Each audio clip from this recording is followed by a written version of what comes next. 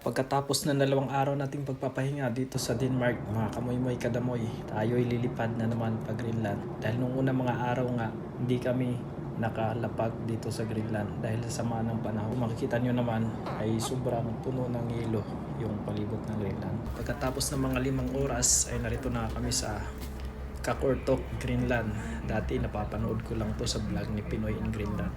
At ngayon, narito na ako sa lugar na to kung saan ay pinangarap ko lang to dati, pero sinabayan ko ng sipag at tiyaga na may kasamang pagdadasal ay binigay sa atin ng Panginoon na makapunta tayo dito sa Greenland. At kung makikita nyo naman ang mga palibot at yung mga bahay nila ay sobrang gaganda at ang tahimik pa. At ilang sandali pa ay nakarating na tayo sa ating kwarto. Ito yung magiging tirahan natin sa loob ng 2 taon dito sa Greenland. May lutuan, may ugasan, at meron na siyang maliit na ref na kung saan pwede ka maglalagay ng mga soft drinks.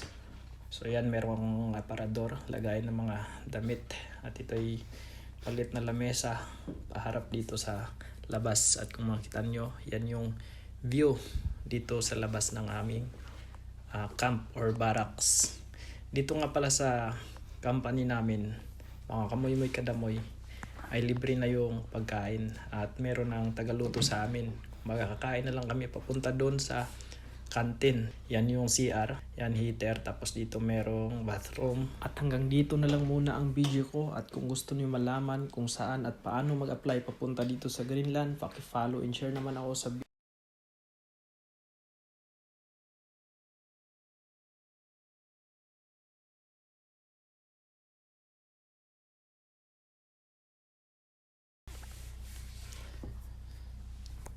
at yan, heater yan, pangligo.